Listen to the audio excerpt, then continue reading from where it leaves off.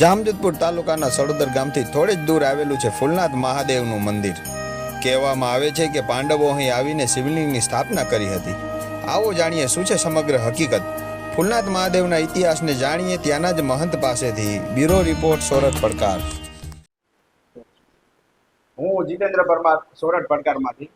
આજ રોજ સોરઠ પડકાર આવ્યું છે જામજોધપુર તાલુકાના સડોદર મુકામે જે ફૂલનાથ મહાદેવનું મંદિર આવેલું છે। તો શ્રાવણ મહિના નિમિત્તે જે ફૂલનાથ મહાદેવનું મંદિર છે તો તેમના મહાનતા વિશે જાણીએ કે ફૂલનાથ મહાદેવની શું શું મહાનતા છે। હલો સૌને જય ગિરનારી। આદેશ આદેશ। હું આ જે ભૂમિ ઉપર ઊભો છું એ ભૂમિ છે ફૂલનાથ મહાદેવની, સડોદર જામજોધપુર તાલુકામાં આવેલી। અહીંની એક પરંપરા છે, મંગલનાથ બાપુ જે ભવનાથના સિદ્ધ સંત હતા, નાથ પરંપરાના। એમની પરંપરાની પૂરા ગુજરાતમાં 10 કરતાં વધારે અલગ અલગ જગ્યાઓ આવેલી છે। એમની આ એક જગ્યા ડુંગરાઓની ગાળીમાં આવતી અને એ યદુવંશીઓ દ્વારા વિભૂષિત થયેલી આ ભૂમિ છે। અહીંના ગાદીપતિ છે એ વર્તમાન સમયમાં સુંદરનાથ બાપુ છે। આ પરંપરા ધનસુખનાથ બાપુ કે ઉપરની મંગલનાથ બાપુ સુધીની પરંપરાના ઘણા બધા મહાપુરુષો અહીંના ગાદીપતિ રહ્યા છે। અહીંયા ગૌ સેવા, અન્નદાન, પૂજા આરતી, સત્સંગ, ડાયરાઓ, સત્સંગ કથાઓ કે પુરાણોને માધ્યમ બનાવી વિવિધ ક્ષેત્રના વ્યક્તિઓને અહીં નિમંત્રિત કરવામાં આવે છે। અહીંની આ એક વિશેષતા છે કે અહીં સૌ કોઈને આવકાર આપવામાં આવે છે અને આમે પણ ઇતિહાસ કહે છે આશરો આહિરનો। દુનિયામાં સૌથી મોટો આશરો કોઈ વ્યક્તિ આપ્યો હોય તો એ આહિર સમાજ આપ્યો। અને આ સમાજની એ વિશેષતા છે કે એ ફૂલનાથની જગ્યા કે એની આસપાસમાં સૌથી મોટું યોગદાન એ આહિર સમાજ એના સાથે જોડાયેલો છે।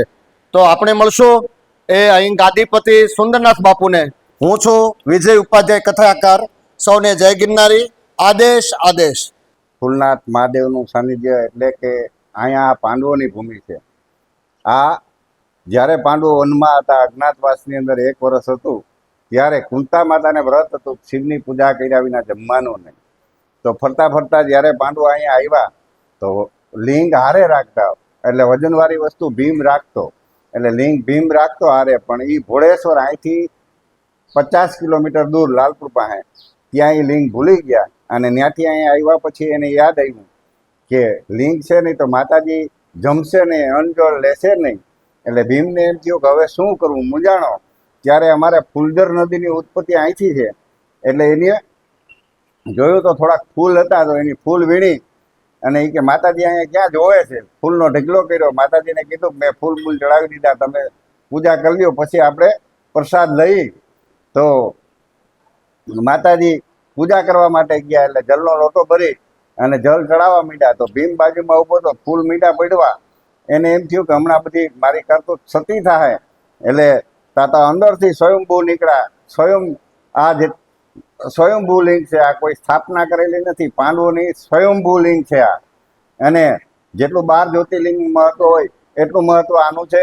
અને ફૂલમાંથી પ્રગટ થયા એટલે ભીમે માતાજીના પગ પકડી અને કીધું માતાજી હું તો ખોટું કહેતો હતો, પણ આ તો હાચન પ્રગટ થયા હતા, કે તો હવે ફૂલમાંથી પ્રગટ થયા તો આનું ફૂલનાથ મહાદેવ નામ રાખ દે। ત્યાં તેદુની ઘડી આજનો દિવસ ફૂલેશ્વર મહાદેવ તરીકે આ પ્રખ્યાત છે। પછી બાજુમાં 3 કુંડ આવેલ છે। આ 3 કુંડ 87ના દુકાળની અંદર પણ એમ કહેવાય છે કે અહીંયા 40-50 ગાયો હતી અને એ કુંડમાંથી પાણી પાતા નભાવતા, ક્યાંય પાણી નહોતું તેથી અહીંયા પાણી હતું। એ કુંડનું પણ એટલું માધ્યમ છે કે ભાદરવી અમાસ માથે ઘણા બધા શ્રદ્ધાળુઓ સ્નાન કરવા માટે, પિતૃ તર્પણ કરવા માટે આવે છે। આ પાંડવો સ્થાપિત જગ્યા છે એટલે બધાને અહીંયા મુલાકાત લેવા પધારવા ભાવ ભરીમાં બોલો ફૂલનાથ મહાદેવ।